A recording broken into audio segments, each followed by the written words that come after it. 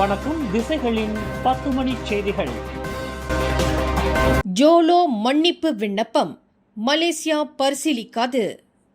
தலைமறைவாக உள்ள தொழிலதிபர் ஜோலோ தாக்கல் செய்துள்ளதாக கூறப்படும் மன்னிப்பு விண்ணப்பத்தை மலேசியா ஒருபோதும் பரிசீலிக்காது என்று பிரதமர் டத்தோஸ்ரீ அன்வார் இப்ராஹிம் திட்டவட்டமாக தெரிவித்துள்ளார். இன்று சிர்பானில் நடைபெற்ற 2026 ஆண்டுக்கான தேசிய இளைஞர் தின கொண்டாட்ட நிகழ்வுக்கு தலைமையேற்ற பிறகு செய்தியாளர்களிடம் பேசிய பிரதமர் டத்தோஸ்ரீ அன்வார், ஜோலோ மீதான நீதிமன்ற வழக்குகள் இன்னும் நிலுவையில் உள்ளதால் இந்த விவகாரமே எழாது என்றார். அமெரிக்க அதிபர் டொனால்டு டிரம்பிடம் ஜோலோ மன்னிப்பு விண்ணப்பம் சமர்ப்பித்துள்ளதாக வெளிநாட்டு ஊடகங்கள் செய்தி வெளியிட்டுள்ளன. இதுகுறித்து பேசிய பிரதமர், அமெரிக்கா எடுக்கும் முடிவு அவர்களின் சொந்த விஷயம் என்றும் மலேசிய அரசு இந்த வழியில் செல்லப் போவதில்லை என்றும் தெளிவுபடுத்தினார். OnMDB நிதி மோசடி தொடர்பாக SPRM மற்றும் போலீஸ் துறை ஜோலோவை தொடர்ந்து தேடி வருவது குறிப்பிடத்தக்கது. மலேசியாவின் எதிர்கால தலைமுறையினரை உருவாக்குவதில் தங்களின் ஒட்டுமொத்த உழைப்பையும் அர்ப்பணித்து வரும் அனைத்து கல்வியாளர்களுக்கும் மனிதவள அமைச்சர் டத்தோஸ்ரீ ரமணன் ராமகிருஷ்ணன் தனது இனிய 2026 ஆசிரியர் தின நல்வாழ்த்துக்களை தெரிவித்துள்ளார். ஆசிரியர்கள் வெறும் வகுப்பறைகளில் பாடங்களை மட்டும் போதிப்பவர்கள் அல்லர், மாறாக அவர்கள் மாணவர்களின் நற்பண்புகளையும் ஒழுக்கத்தையும் செதுக்கும் உன்னத சிற்பிகளாகவும் நல்வழிகாட்டும் ஒளியாகவும் திகழ்கிறார்கள். சிறந்த ஆசிரியரே நாட்டின் இதயம் என்ற இந்த ஆண்டின் கருப்பொருள் அவர்களின் உன்னத பங்களிப்பை துல்லியமாக பிரதிபலிக்கிறது என்று அவர் புகழாரம் சூட்டியுள்ளார். மேலும் நவீன கல்வி சூழல் மற்றும் தொழில்நுட்ப மாற்றங்களுக்கு மத்தியில் பல்வேறு சவால்களை எதிர்கொண்ட போதிலும் எவ்வித சுயநலமுமின்றி முழுமையான அர்ப்பணிப்புடன் சேவையாற்றி வரும் ஆசிரியர்களின் தியாகத்தை ஒட்டுமொத்த மலேசிய மக்களும் என்றும் நெஞ்சில் ஏற்றி போற்றுவார்கள் என்று டத்தோஸ்ரீ ரமணன் தனது வாழ்த்து செய்தியில் குறிப்பிட்டுள்ளார். தேசிய அளவிலான 55வது ஆசிரியர் தின விருது வழங்கும் விழா ஈப்போவில் உள்ள பிரபல ஹோட்டல் ஒன்றில் இன்று கோலாகலமாக நடைபெற்றது. கல்வித்துறை துணை அமைச்சர் ஒங்காவோ மற்றும் உயர்கல்வி அதிகாரிகள் மற்றும் ஆசிரியர்கள் கலந்து கொண்ட விழாவில் உரையாற்றிய ஃபர்லினா சீடெக், பள்ளிகளின் நிர்வாகத்தை வலுப்படுத்தவும் பாதுகாப்பு மற்றும் செயல்பாட்டு கவலைகளுக்கு தீர்வு காணவும் நாடு முழுவதும் காலியாக இருந்த சுமார் 50 தலைமை ஆசிரியர் மற்றும் முதல்வர் பணியிடங்கள் நிரப்பப்பட்டுள்ளதாக கல்வி அமைச்சர் ஃபர்லினா சீடெக் தெரிவித்துள்ளார். ஆசிரியர் தின கொண்டாட்டத்தின் முக்கிய நிகழ்வாக சிறந்த நல்லாசிரியர்களுக்கு அமைச்சர் ஃபர்டினா சீடெக் பல்வேறு விருதுகளை வழங்கி சிறப்பு செய்தார். கங்காபுலை தமிழ் பள்ளியைச் சேர்ந்த முனைவர் கோமதி சங்கரன் அறிவியல் பாட ஆசிரியராக பணியாற்றி வரும் நிலையில் டிவெட் துறையின் சிறந்த முன்னோடி ஆசிரியர் விருதான அனுகிரா குரு ஐகான் எனும் டிவெட் விருதை பெற்றார். வணக்கம், நான் முனைவர் கோமதி சங்கரன். நான் கங்கார்புலை தமிழ் பள்ளியில் ஆசிரியர். இந்த முறை இந்த ஆசிரியர் தின கொண்டாட்டத்தில் எனக்கு குரு ஐகான் டிபெட் என்ற ஒரு விருதில் நான் 2வது நிலையில் வெற்றி பெற்றிருக்கேன். உண்மையிலே இதில் எனக்கு ரொம்ப சந்தோஷம் என்னன்னா, டிபெட் என்பது செகண்டரி பள்ளிக்கூடத்தில் தான் இது அதிக முக்கியத்துவம் கொடுத்து செய்யக்கூடிய ஒரு பாடமாக இருக்கும். ஆனால் தமிழ் பள்ளியில் இந்த திட்டத்தை சிறந்த முறையில் நிலைநிறுத்தினால எனக்கு இந்த அவார்ட் நான் வின் பண்ணியிருக்கேன். ஸோ இந்த வகையில் தமிழ் பள்ளி ஆசிரியர்களுக்கு நான் இந்த விருதை சமர்ப்பிக்கின்றேன். பினாங்கு டென்பி அனைத்துலக பள்ளியைச் சேர்ந்த டாக்டர் சதீஷா குணசேகரன் தனியார் பள்ளிகளில் சிறந்த சேவையாற்றியதற்காக சிறந்த தனியார் பள்ளி ஆசிரியர் விருதினை பெற்றார். அனைவருக்கும் வணக்கம். நான் முனைவர் சதீஷா குணசேகரன். நான் டென்பி இன்டர்நேஷனல் ஸ்கூல்லேருந்து வந்திருக்கேன். எனக்கு ஆசிரியர் தினத்தன்று இந்த மிகப்பெரிய விருது கொடுத்துருக்காங்க. இதற்காக கல்வி அமைச்சுக்கு மிகுந்த நன்றியை தெரிவித்துக் கொள்கிறேன். அனைத்து ஆசிரியர்களுக்கும் ஆசிரியர் தின வாழ்த்துக்கள். கிளாந்தான் கோத்தாபாரு ஆசிரியர் பயிற்சி கல்லூரியில் வளாக விரிவுரையாளரான டாக்டர் பானு ரமணன் கல்வி சேவைக்காக ஐகான் புத்தாக்க ஆசிரியர் விருதை பெற்றார். வணக்கம், என் பெயர் முனைவர் பானு ரமணன். நான் கொத்தாபாரு ஆசிரியர் பயிற்சி கல்லூரியில் விரிவுரையாளராக வேலை செய்கிறேன். இந்த ஆசிரியர் தினத்தன்று கல்வி அமைச்சு கொடுத்த இந்த அங்கீகாரத்தை நினைத்து மிகவும் பெருமைப்படுகிறேன். வாய்ப்பு வழங்கிய அனைவருக்கும் நன்றி. நான் கற்ற தமிழ் பள்ளி மக்மட்டின் தமிழ் பள்ளி மற்றும் லாடாங் வெலஸ்லி தமிழ் பள்ளி, இதுக்கு முக்கியமாக நான் நன்றி கூட கடமைப்பட்டேன். நன்றி.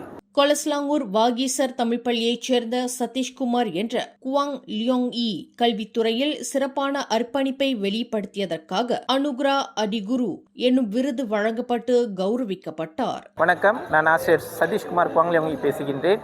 வாகீசர் தமிழ் பள்ளியில் பணியாற்றுகின்றேன். தற்போது என்னுடைய ஆசிரியர் பணி 24 ஆண்டு காலமாகிவிட்டது. இந்த ஆசிரியர் தினத்தன்று, அதாவது 2026ஆம் ஆண்டு ஆசிரியர் தினத்தன்று எங்களுக்கு ஒரு பெரிய அங்கீகாரம் வழங்கப்பட்டுள்ளது. அதாவது இந்த அங்கீகாரம் என்பது அடிகுரு என்ற ஒரு அங்கீகாரம், அதாவது எல்லா துறைகளும் சிறந்து விளங்குகின்ற ஒரு ஆசிரியர்களுக்காக வழங்கப்படும் அங்கீகாரமாகும். ஆகவே இந்த அங்கீகாரத்திற்காக பள்ளியில் பணியாற்றக்கூடிய ஆசிரியர்கள், தலைமை ஆசிரியர்கள், மேலும் கல்வி இலாக்காவில் இருந்து எனக்கு உதவி புரிந்த அனைத்து உறுப்பினர்களுக்கும் இவ்வேளையில் நன்றியை தெரிவித்துக் கொள்கின்றேன். மேலும் இது மாணவர்களுக்காக நாங்கள் செய்யப்படுகின்ற ஒரு விஷயம். மாணவர்களை முன் கொண்டு வந்த ஒரு விஷயத்திற்காக எங்களுக்கு இந்த அங்கீகாரம் வழங்கப்படுகின்றது. அவ்வேளையில் மலேசிய கல்வி அமைச்சுக்கு நாங்கள் நன்றியை தெரிவித்துக் கொள்கின்றோம். நன்றி, வணக்கம். ஆசிரியர்களின் அர்ப்பணிப்பை கௌரவிக்கும் இந்த உன்னதமான விருதுகள் கல்வித்துறையில் அவர்களின் கூட்டு முயற்சிக்கும் தியாகத்திற்கும் கிடைத்த அங்கீகாரமாகும் என்று விருது பெற்ற நல்லாசிரியர்கள் நிகழ்ச்சியோடு பகிர்ந்து கொண்டனர். இணையற்ற ஆசிரியர் நாட்டின் துடிப்பு என்ற இந்த ஆண்டின் கருப்பொருளுக்கேற்ப எதிர்கால தலைமுறையை திறம்பட வடிவமைக்க இந்த விருதுகள் தங்களுக்கு புத்துணர்ச்சியையும் கூடுதல் பொறுப்பையும் வழங்கியிருப்பதாக அவர்கள் தங்களின் பேட்டியில் பெருமிதத்துடன் குறிப்பிட்டனர். பக்கத்தான் ஹரப்பான் மாநாட்டை குலைக்க ரஃபிசி ரம்லி முயல்வதாக கூறப்படும் புகார்களை அக்கூட்டணியின் பொதுச் செயலாளர் டத்தோஸ்ரீ சைஃபுடின் நசிட்டியான் இஸ்மாயில் நிராகரித்துள்ளார். வரும் ஞாயிறன்று பக்கத்தான் ஹரப்பான் மாநாடு நடைபெறும் அதே நேரத்தில் ரஃபிசியும் அவரது ஆதரவாளர்களும் தங்களின் புதிய அரசியல் திசை குறித்து அறிவிக்க உள்ளனர். இதுகுறித்து பேசிய சைஃபுடின், மலேசியா ஒரு ஜனநாயக நாடு, பேச்சுரிமை, ஒன்று கூடும் உரிமை அனைவருக்கும் உண்டு, அவர்கள் விருப்பப்படி செயல்படலாம் என்றார். கடந்த 2025 மே மாதம் கட்சி தேர்தலில் துணைத் தலைவர் பதவிக்கு போட்டியிட்டு தோல்வியுற்றதை தொடர்ந்து ரஃபிசியும் நிக் நஸ்மியும் தங்களின் அமைச்சர் பதவிகளை ராஜினாமா செய்தனர். சுங்கை பட்டாணியில் பள்ளிக்கு வெளியே மாணவிகள் ஒருவருக்கொருவர் மோதிக்கொண்ட காணொலி சமூக ஊடகங்களில் வைரலானதை தொடர்ந்து அதில் தொடர்புடைய 13 முதல் 16 வயதுக்குட்பட்ட 6 முதல் 10 மாணவிகளை கொலமுடா மாவட்ட போலீஸ் தலைவர் ஹன்யான் ரம்லான் அடையாளம் கண்டுள்ளார். சமூக ஊடகங்களில் ஒருவரையொருவர் அவதூறாக பேசிக் கொண்டதே இந்த மோதலுக்கு காரணம் என நம்பப்படும் நிலையில் இதில் சில மாணவிகளுக்கு காயம் ஏற்பட்டுள்ளது. சம்பந்தப்பட்ட மாணவிகள் போலீஸ் நிலையத்திற்கு அழைக்கப்பட்டு வாக்குமூலங்கள் பதிவு செய்யப்பட்டுள்ளதாகவும் தற்போதைக்கு கைது நடவடிக்கை எதுவும் மேற்கொள்ளப்படவில்லை என்றும் ஹன்யான் ரம்லான் தெரிவித்தார். பொது இடத்தில் மோதலில் ஈடுபட்ட குற்றத்திற்காக குற்றவியல் சட்ட பிரிவின் கீழ் இந்த சம்பவம் குறித்து விசாரணை நடைபெற்று வருகிறது. குற்றச்சாட்டு நிரூபிக்கப்பட்டால் 6 மாதங்கள் வரையிலான சிறை தண்டனை, 1000 ரிங்கெட் அபராதம் அல்லது இவை இரண்டும் விதிக்கப்படலாம். ஆவண மோசடி புகாரில் இடைநீக்கம் செய்யப்பட்டுள்ள நாட்டின் தேசிய காற்பந்து அணியான அரிமாவ் மலாயாவின் 7 பாரம்பரிய வீரர்களின் குடியுரிமையை ரத்து செய்யும் எந்தவொரு நடவடிக்கையையும் முறையான சட்ட நடைமுறைகளின்படியே அமைக்க வேண்டும் என்று பிரதமர் டத்தோஸ்ரீ அன்வார் இப்ராஹிம் தெரிவித்துள்ளார். 2026 தேசிய இளைஞர் தின கொண்டாட்டத்திற்கு பிறகு பேசிய பிரதமர், முதலில் மலேசிய காற்பந்து சங்கமான FAM இதுகுறித்து விவாதிக்க வேண்டும், அதன் பின்னரே இந்த விவகாரம் உள்துறை அமைச்சர் பரிசீலனைக்கு கொண்டு செல்லப்படும் என்றார். முன்னதாக போலி ஆவணங்கள் மூலம் தகுதி பெற்றதாக கூறி கேப்ரியல் பால்மேரோ, ஃபச்சுண்டோ கார்ச்சஸ் உள்ளிட்ட 7 வீரர்களுக்கு அனைத்துலக காற்பந்து சம்மேளனமான FIFA 12 மாதங்கள் தடை விதித்தது. இதனை எதிர்த்து விளையாட்டுக்கான நடுவர் மன்றத்தில் மேல்முறையீடு செய்யப்பட்ட போதிலும் கடந்த மார்ச் மாதம் இந்த தடை உறுதி செய்யப்பட்டது. Sunshine Kids, the place where your kids shine, the fastest growing, award-winning, best preschool chain in the town. Welcome to our preschool, where learning meets fun. Our preschool provides a nurturing environment for young learners to thrive. www.sunshinekids.com.my.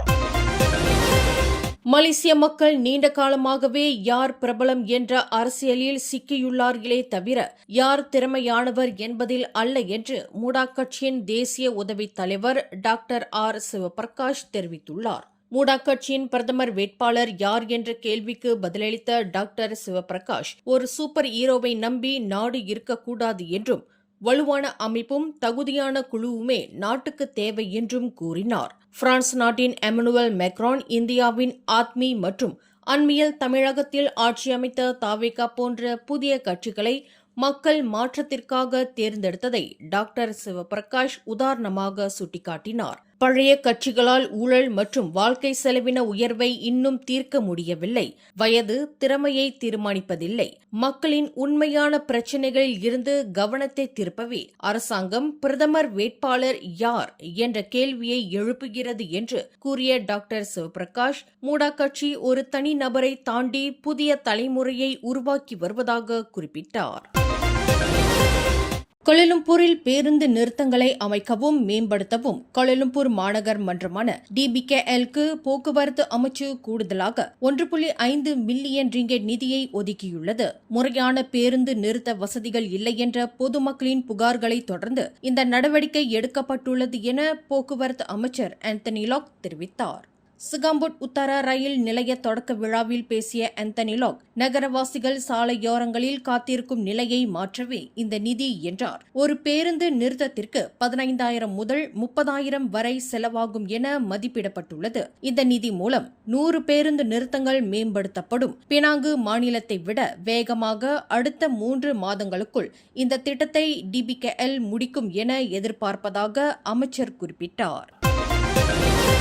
சிங்கப்பூரில் போக்குவரத்து வாகன நிறுத்தம் அல்லது புகை உமிழ்வு தொடர்பான அபராதங்களை செலுத்தாமல் நிலுவையில் வைத்துள்ள வெளிநாட்டு வாகனங்களுக்கு வரும் நவம்பர் 2ஆம் தேதி முதல் வாகன நுழைவு அனுமதியான VEP மற்றும் அதனை புதுப்பிக்கும் அனுமதிகள் மறுக்கப்படும். தற்போதைய நடைமுறைப்படி அபராதம் செலுத்தாத வாகனங்கள் சிங்கப்பூர் எல்லை சோதனை சாவடிகளுக்கு வந்த பிறகே அவற்றின் நுழைவு மறுக்கப்படுகிறது. புதிய விதியின்படி வெளிநாட்டு வாகன ஓட்டிகள் தங்களின் VEP அனுமதிக்கு விண்ணப்பிக்கும் முன்பே AXS.com.sg என்ற இணையதளத்தில் நிலுவை அபராதங்களை சரிபார்த்து செலுத்த வேண்டும். அதன் பின்னரே LTA ஆன் மானிட்டரிங் இணையதளத்தில் நுழைவு அனுமதியை புதுப்பித்து சிங்கப்பூருக்குள் நுழைய முடியும் என அந்நாட்டு அரசு அறிவித்துள்ளது.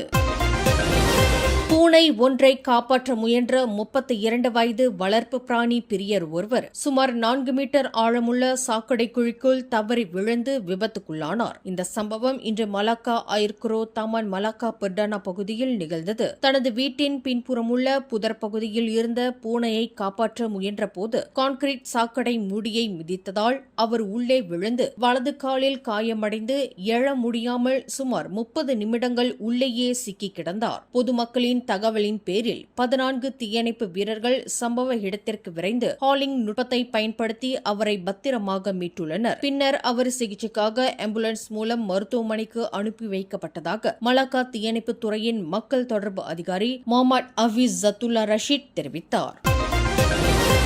புத்ராஜயாவில் பள்ளி மண்டபத்தின் சேமிப்பு கிடங்கில் ஏற்பட்ட தீ விபத்தை தொடர்ந்து தூய்மைப்படுத்துதல் மற்றும் சீரமைப்பு பணிகளுக்காக 1 லட்சம் ரிங்கெட் ஆரம்ப நிதியுதவி உடனடியாக வழங்கப்பட்டுள்ளதாக கல்வி அமைச்சர் ஃபலீனா சீடெக் அறிவித்துள்ளார். இந்த துயர சம்பவம் புத்ராஜயா பிரிசின் 14 உள்ள தேசிய இடைநிலை பள்ளியில் நிகழ்ந்துள்ளது. பள்ளி நேரம் முடிந்த பிறகு மண்டபத்தின் மேடைக்கு பின்புறம் சேமித்து வைக்கப்பட்டிருந்த நாற்காலிகள் மற்றும் மேஜைகளில் இந்த தீ விபத்து ஏற்பட்டுள்ளது. எனினும் அதிர்ஷ்டவசமாக யாருக்கும் உயிர் இழப்போ அல்லது காயங்களோ ஏற்படவில்லை. பயனீட்டு சேவைகளை மீண்டும் இணைக்கவும் சிறிய அளவிலான பழுதுபார்ப்புகளை மேற்கொள்ளவும் இந்த நிதி பயன்படுத்தப்படும் வேளையில் பாதுகாப்பு கருதி அப்பகுதி தற்காலிகமாக மூடப்பட உள்ளது. தீ விபத்திற்கான காரணம் குறித்து அதிகாரிகள் விசாரணை நடத்தி வருகின்றனர். தேசிய கல்வி முறைமைக்கு வெளியில் பயின்ற மாணவர்கள் சிறப்பு பாதையின் மூலம் பொது உயர்கல்வி நிறுவனங்களில் சேர்க்கப்படும் போது மற்ற மாணவர்களைப் போலவே அவர்களுக்கும் அரசாங்கத்தின் கல்வி உதவித்தொகை தொடர்ந்து வழங்கப்படும் என்று உயர்கல்வித்துறை இயக்குநர் டாக்டர் அஸ்லிண்டா அஸ்மான் தெரிவித்துள்ளார். இம்மாற்றங்கள் அனைத்தும் வரும் ஜூன் 30 முதல் நடைமுறைக்கு வரவுள்ளன. இவர்கள் முதன்மை பாதையின் மூலமாகவே கல்வியை தொடர்வார்கள் என்பதால் வணிக ரீதியிலான கூடுதல் கட்டணங்களை செலுத்த வேண்டியதில்லை என்றும் அவர் தெளிவுபடுத்தினார். சீன தனியார் மேல்நிலைப் பள்ளிகள் மற்றும் தஃபீஸ் மாணவர்களுக்கு கல்வி உதவித்தொகை வழங்குவது முறையல்ல என்று டாக்டர் அன்வார் அஹ்மத் கருத்து தெரிவித்திருந்த நிலையில் கல்வி வாய்ப்பை உள்ளடக்கியதாக மாற்றவே இந்த நடவடிக்கை எடுக்கப்பட்டுள்ளதாக அஸ்லிண்டா குறிப்பிட்டார். மேலும் செய்திகளை தெரிந்து கொள்ள கீழே இருக்கும் பெல் பட்டனை அழுத்துங்கள். உங்கள் மகிழ்ச்சியை வெளிப்படுத்த லைக் மற்றும் ஷேர் செய்யுங்கள். தொடர்ந்து திசைகளோடு இணைந்திருக்க சப்ஸ்கிரைப் செய்யுங்கள்.